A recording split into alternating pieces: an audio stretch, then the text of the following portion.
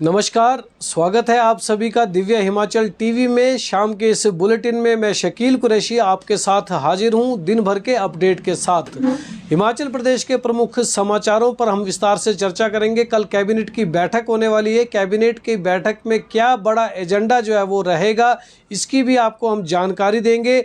इसके साथ साथ अभी एक सूचना ये आई है कि स्वर्गीय विमल नेगी के मामले में देश राज सुप्रीम कोर्ट गए थे और सुप्रीम कोर्ट से उन्हें बेल मिली है। इस खबर पर भी विस्तार से हम चर्चा करेंगे। इसके अलावा शिक्षा विभाग में आउटसोर्स की भर्तियां निकली है। आउटसोर्स की भर्तियां किन किन पदों के लिए है, आप किस तरह से आवेदन कर सकते हैं, वो भी जानकारी आपको देंगे। रेगुलराइजेशन को लेकर ऑर्डर जो है वो कब तक उनका इंतजार जो है चल रहा है, इस ऑर्डर को लेकर हम आपसे चर्चा करेंगे।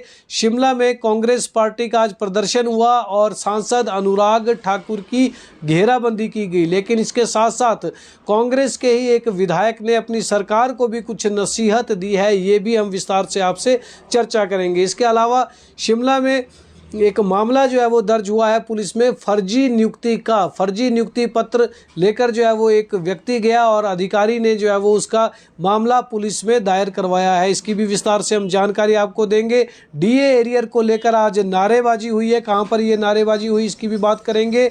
इसके साथ साथ करुणामूलक नौकरी को लेकर भी आपसे चर्चा करेंगे। वोकेशनल ट्रेनर्स की भी बात करेंगे, क्योंकि वोकेशनल ट्रेनर का जो संघर्ष है वो चल रहा है, लेकिन इस बीच वोकेशनल ट्रेनर्स को एक बड़े आदेश जो है वो शिक्षा विभाग की तरफ से जारी हुए हैं। तो विस्तार से हम इन खबरों पर चर्चा करते हैं। आपसे निवेदन यही रहेगा कि आप ज़्यादा से ज़्यादा संख्या में इस लाइव बुलेटिन को शेयर जरूर करें।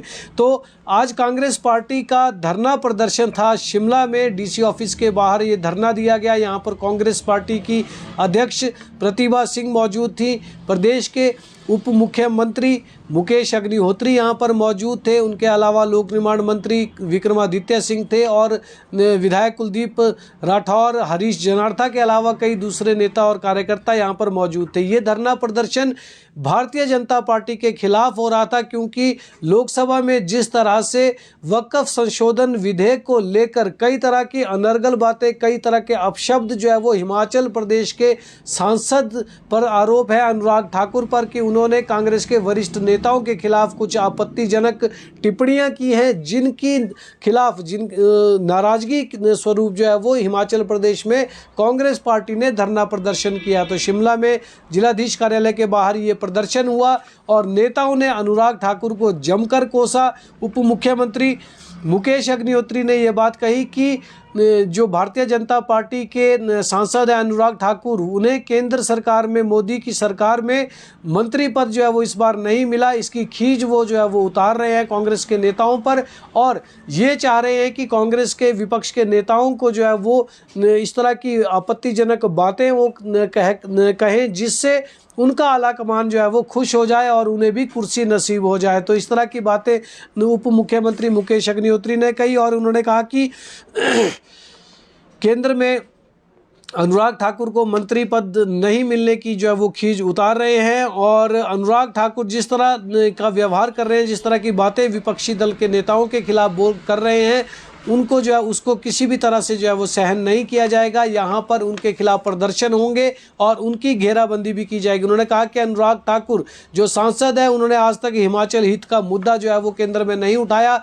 यहाँ रजनी पाटिल जो कांग्रेस की प्रभारी हैं, उन्होंने हिमाचल में आपदा राहत के लिए जो है वो केंद्र सरकार से मामला वहाँ पर उठाया राज्यसभा में, लेकिन आज तक जो है वो आपदा राहत राशि जो है वो प्रदेश को दिलाने में अनुराग ठाकुर ने कोई भी बात नहीं कही। इसके साथ साथ कांग्रेस पार्टी की अध्यक्ष प्रतिभा सिंह ने भी जो है वो इस मामले को लेकर जो है वो कहा कि अनुराग ठाकुर और जो दूसरे प्रदेश के सांसद हैं वो हिमाचल के हितों की पैरवी नहीं कर रहे हैं, बल्कि हिमाचल के हितों के खिलाफ जो है वो बातें कर रहे हैं और उनकी इस तरह की बातें जो है वो सहन नहीं की जाएगी। तो यहाँ पर काफ़ी जोश था कांग्रेस के वर्करों में, लेकिन दूसरी तरफ कांग्रेस के ही एक विधायक कुलदीप सिंह राठौर जो पूर्व के अध्यक्ष रहे हैं, उन्होंने भी ये कई बातें इसमें कही और विपक्ष की उन्होंने घेराबंदी की, लेकिन अपनी ही सरकार को एक नसीहत भी उन्होंने जरूर दिया। और उप मुख्यमंत्री मुकेश अग्निहोत्री से मुखातिब होते हुए कुलदीप राठौर ने ये बात कही कि वो विधायक होने से पहले जो है वो कांग्रेस के वर्कर हैं और कांग्रेस के वर्करों ने कांग्रेस पार्टी को सत्ता दिलाई है। ऐसे में सरकार जो है वो वर्कर्स को पहले तवज्जो दे सरकार में और उनकी बात को माने और उनके ऊपर जो केस चल रहे हैं उन केस को जो है वो ख़त्म किया जाना चाहिए। तो ये बात कुलदीप सिंह राठौर ने कही और उन्होंने ये भी कहा ऑन कैमरा, उन्होंने ये बात कही है कि भारतीय जनता पार्टी जब प्रदेश में सत्ता में थी तो कांग्रेस पार्टी के खिलाफ, नेताओं के खिलाफ जो है वो कई मुकदमे यहाँ पर दर्ज हुए और आज भी इसके समन जो है वो उनको भी आ रहे हैं और उनके साथ जो वर्कर थे उनको भी इस तरह के समन आ रहे हैं। तो कांग्रेस की सरकार है, ऐसे में इस तरह की स्थिति जो है वो चिंताजनक है, ठीक बात नहीं है और वर्करों को जो है वो पूरा सम्मान दिया जाना चाहिए। तो इस तरह की नसीहत भी उन्होंने यहाँ पर दी। कांग्रेस पार्टी ने यहाँ पर प्रदर्शन किया और इसको लेकर पलटवार जो है वो भारतीय जनता पार्टी की तरफ से ये हुआ है कि भाजपा के जो अध्यक्ष हैं डॉक्टर राजीव बिंदल, उन्होंने ये बात कही है कि उल्टा चोर कोतवाल को डांटे। उन्होंने कहा कि वक्फ का जो एक्ट था उसमें जो है वो कई तरह के बदलाव पहले कांग्रेस पार्टी ने अपने स्वार्थ सिद्धि के लिए जो है वो किए थे। अब जब इस पे जो है वो संशोधन विधेयक लाया गया है तो कांग्रेस पार्टी के नेताओं को इसमें पीड़ा हो रही है और इस तरह की पीड़ा ये केवल गुमराह करने के लिए है। इस तरह की बात उन्होंने यहाँ पर कही है। तो आज शिमला में इस तरह का प्रदर्शन था, कांग्रेस पार्टी का ये प्रदर्शन हुआ और उसके बाद भाजपा ने भी इसमें जो है वो पलटवार किया है।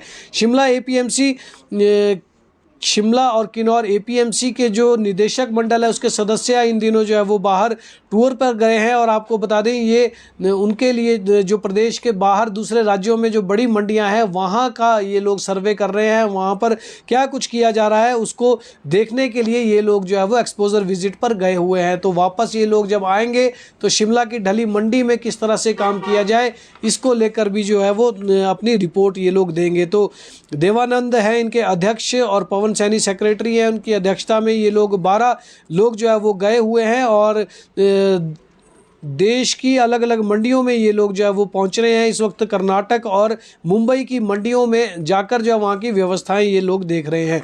करुणामूलक नौकरी को लेकर हम आपको बता दें कि कल कैबिनेट की जो बैठक होनी है उसमें अभी तक जो है वो फिलहाल संशय है कि करुणामूलक नौकरियों के मामले को लेकर जो सब कमेटी बनी थी उसकी रिपोर्ट आएगी या नहीं आएगी, इसको लेकर अभी फिलहाल संशय जो है वो कायम है। क्योंकि जो शिक्षा मंत्री हैं रोहित ठाकुर, वो अध्यक्ष है इस सब कमेटी के, वो अभी शिमला से बाहर है। शिमला जिला में अपने जुब्बल कोटखाई एरिया में जो है वो गए हुए थे रोहित ठाकुर और आज भी वहीं पर रहे हैं पूरा दिन, उनका वहाँ पर कई अलग अलग कार्यक्रम थे। तो कल वो वापस सुबह लौटेंगे, दोपहर बाद कैबिनेट की बैठक होगी। अब ये थोड़ा सा असमंजस इसमें लग रहा है कि कल ही क्या कैबिनेट के लिए वो रिपोर्ट जो है वो सब कमेटी अपनी दे देगी या नहीं देगी, क्योंकि 15 अप्रैल से पहले उन्होंने ऐलान कर रखा है विधानसभा के भीतर कि सब कमेटी अपनी रिपोर्ट दे देगी। और सरकार ने भी ये ऐलान किया है, उप मुख्यमंत्री मुकेश अग्निहोत्री ने विधानसभा में बाकायदा ये बात कही है कि कमेटी की रिपोर्ट आने के बाद उनके द्वारा तय की गई शर्तों के आधार पर यहाँ पर एक मुश्त नौकरियाँ जो है वो करुणामूलक आश्रितों को प्रदान कर दी जाएगी। तो अब देखना होगा कि इनका मामला कल कुछ इस पे जो है वो बड़ा फैसला सरकार लेती है या अभी इसमें जो है वो थोड़ा इंतजार करना पड़ेगा। प्रदेश सरकार के हिमाचल प्रशासनिक सेवा के जो अधिकारी हैं एचएस अधिकारी, वो आईएएस में इंडक्ट होने हैं, उन्हें जो है वो प्रमोशन मिलनी है। आपको बताने आईएएस का जो काडर है उसमें अभी 6 से 8 सीटें जो है वो खाली हैं, जिसमें इंडक्शन से हिमाचल आईएएस के जो एचएस के जो काडर के अधिकारी हैं उनकी प्रमोशन यहाँ पर होनी है। तो जिन अधिकारियों की प्रमोशन आने वाले दिनों में होने वाली है उसमें मधु चौधरी हैं, इनके अलावा मनोज कुमार हैं, प्रभा राजीव हैं, सतीश कुमार हैं, आशीष कुमार हैं, जितेंद्र सांजटा का नाम है, वीरेंद्र शर्मा और हेमिश नेगी, इन सभी की दावेदारी। आशीष कोहली का नाम जो है वो इसमें बीच में है और इन लोगों की दावेदारी है, इन एचएएस अधिकारियों की दावेदारी है और ये लोग आईएएस में जो है वो आने वाले समय में इंडक्ट किए जाएंगे। तो जल्दी इस प्रक्रिया को जो है वो पूरा कर दिया जाएगा। 12 साल बाद भी रेगुलराइजेशन नहीं हुई है। अंशकालिक जो जलवाहक हैं उनके बारे में आपको बता दें कि अंशकालिक जलवाहक एवं दैनिक वेतनभोगी संघ ने एक बार फिर सरकार से उन्हें नियमित किए जाने की मांग उठाई है। प्रदेशाध्यक्ष इनके दुर्वासा पवन शर्मा, उनका कहना है कि शिक्षा विभाग में लगे हुए ये जो अंशकालिक अंशकालीन जलवाहक हैं, ये 12 साल अपने पूरे कर चुके हैं और अभी तक इनके नियमित करने की जो है वो इनकी अधिसूचना जारी नहीं हो सकी है। इसलिए जलवाहक संघ ने मुख्यमंत्री सुखविंदर सिंह सुक्खू और शिक्षा मंत्री रोहित ठाकुर से उनके मामले में तुरंत फैसला लेने का आग्रह किया है। रेगुलराइजेशन की हम बात कर रहे हैं तो अब तक रेगुलराइजेशन नियमितीकरण के ऑर्डर जो होने थे, चाहे वो अंशकालिक वर्कर्स हैं, अनुबंध कर्मचारी हैं या फिर दैनिक वेतनभोगी है, इनको लेकर अब तक जो है वो ऑर्डर जारी नहीं हुए हैं। 1 अप्रैल को सरकार ने कहा था कि 1 अप्रैल से जो है वो इनको नियमित कर दिया जाएगा, जिन्होंने अपना 2 साल का कार्यकाल पूरा कर दिया है। लेकिन अभी तक आज 4 अप्रैल हो गई है, लेकिन अब तक सरकार की तरफ से कोई आदेश इस संबंध में अलग से जारी नहीं हुए हैं।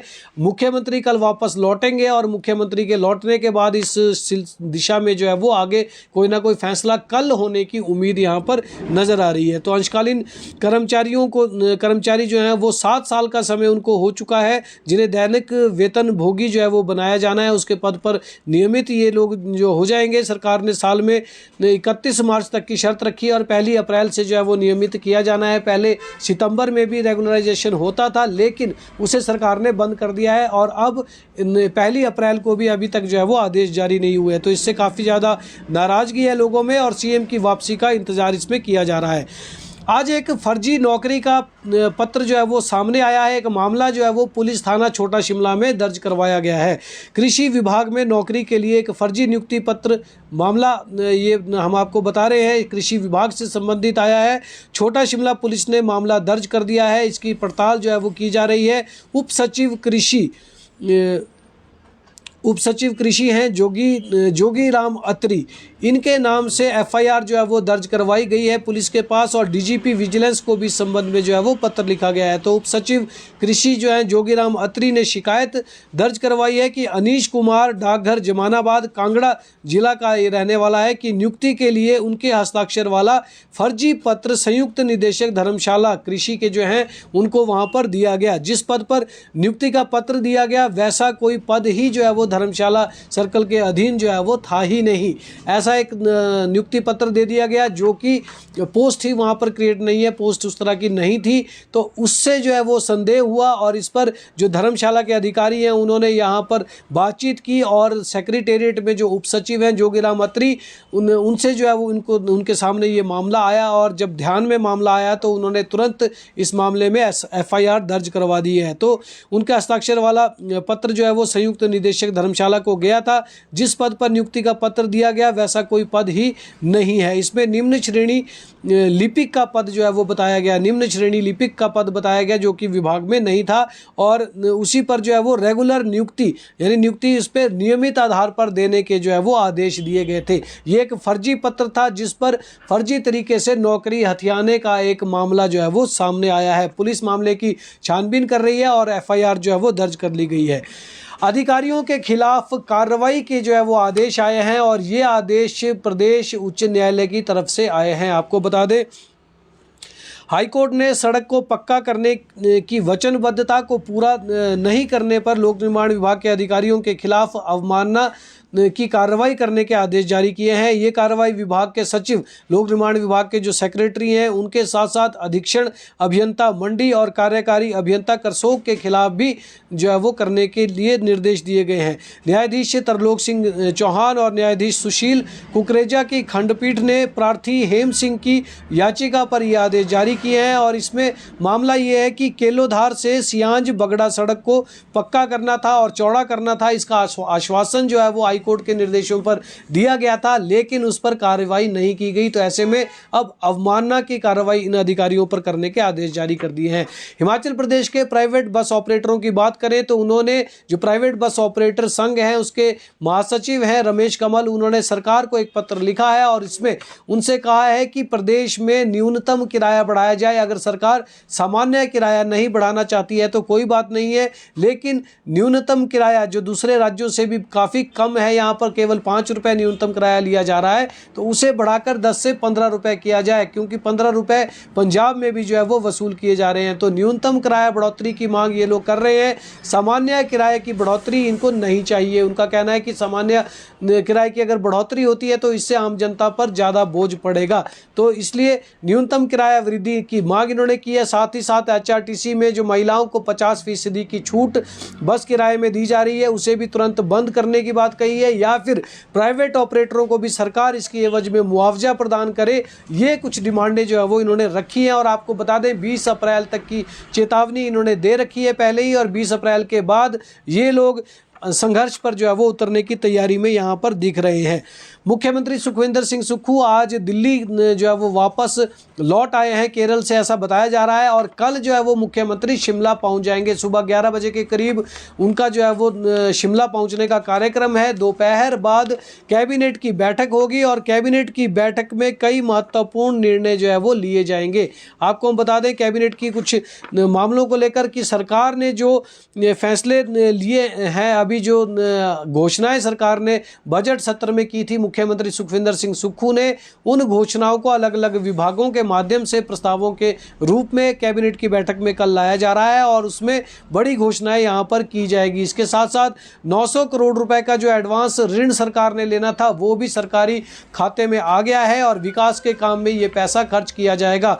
अब कल से जो है वो मुख्यमंत्री भी शिमला में होंगे और सभी मंत्री भी यहां पर पहुंच जाएंगे। कैबिनेट की बैठक होगी और उसके बाद जो है वो कई तरह की गतिविधियां जो है वो कल से शुरू होने की पूरी संभावना यहाँ पर है। आज की अगर हम बात करें तो सचिवालय बड़ा सूना सा यहाँ पर लगता है। हालांकि दोपहर बाद उप मुख्यमंत्री भी पहुँच गए थे, लोक निर्माण मंत्री भी यहाँ थे, राजस्व मंत्री जगत सिंह नेगी भी यहाँ पर थे, लेकिन फिर भी उस तरह की रौनक जो है वो शिमला में दिखाई नहीं देती अगर मुख्यमंत्री सचिवालय में ना हो। तो मुख्यमंत्री कल वापस लौटेंगे, जिसके बाद कई बड़े फैसले जो है वो सरकार के स्तर पर होने यहाँ पर निश्चित हैं। इसके साथ साथ आपको बता दें कि शिक्षा विभाग में आउटसोर्स की भर्तियां निकली हैं। अगर कोई लोग आउटसोर्स की भर्तियों में इंटरेस्टेड हैं तो वो लोग आवेदन जो है वो इसके लिए कर सकते हैं। इससे पहले हाई कोर्ट ने निर्देश दिए थे कि प्रदेश में जो आउटसोर्स की भर्तियां उसे बंद कर दिया जाए, उसे रोक दिया जाए, लेकिन फिर बाद में जो है वो प्रदेश सरकार को सुप्रीम कोर्ट से इसमें राहत मिली है और अब आउटसोर्स की भर्तियां शिक्षा विभाग में शुरू होने जा रही है। तो इसमें योगा टीचर रखे जा रहे हैं, आया जो हेल्पर का रूप में रखी जाएंगी वो भी रख रहे हैं, तो स्पेशल एजुकेटर भी इसमें जो है वो रखे जाएंगे। 28 अप्रैल तक आवेदन कोई भी जो है वो इसमें कर सकता है। लगातार आपको बता दें कि हिमाचल प्रदेश समग्र शिक्षा विभाग में आउटसोर्स आधार पर भर्तियों के लिए आवेदन मांगे गए हैं। ये समग्र शिक्षा विभाग में आवेदन मांगे गए हैं। नाइलेट कंपनी के माध्यम से ये पद भरे जाएंगे। इसके लिए इच्छुक उम्मीदवार 28 अप्रैल तक आवेदन कर सकते हैं। नाइलेट शिमला की वेबसाइट पर इस बारे में अधिसूचना जो है वो उपलब्ध करवा दी गई है। और आपको बता दें कि एप्लीकेशन फॉर्म की फ़ीस 500 रुपये रखी गई है। न्यूनतम योग्यता, अनुभव और अन्य दस्तावेज की जानकारी भी वेबसाइट पर उपलब्ध करवा दी गई है। तो इसमें स्कूलों में पार्ट टाइम आधार पर योगा टीचर रखे जाएंगे, जिसके लिए 124 पदों पर भर्तियां की जाएंगी और इसके साथ साथ 6,789 रुपये का इन्हें जो है वो मानदेय दिया जाएगा। और कैरियर गाइडेंस काउंसलर जो प्राथमिक स्कूलों में रखे जाने हैं उसके लिए कुल 124 पद जो है वो तय किए गए हैं, जिसमें 17,078 रुपये का मानदेय जो है वो मिलेगा। स्कूलों में आया और हेल्पर के पद भी पार्ट टाइम आधार पर भरे जाने हैं, जिसके लिए 6202 पदों पर सरकार भर्ती करेगी। उसके लिए 4,075 रुपये का मानदेय जो है यहाँ पर दिया जाएगा। स्कूलों में प्राइमरी और अपर प्राइमरी लेवल के लिए स्पेशल एजुकेटर भी रखे जाएंगे, जिसमें कुल 193 पदों पर जो है वो भर्ती की जानी है।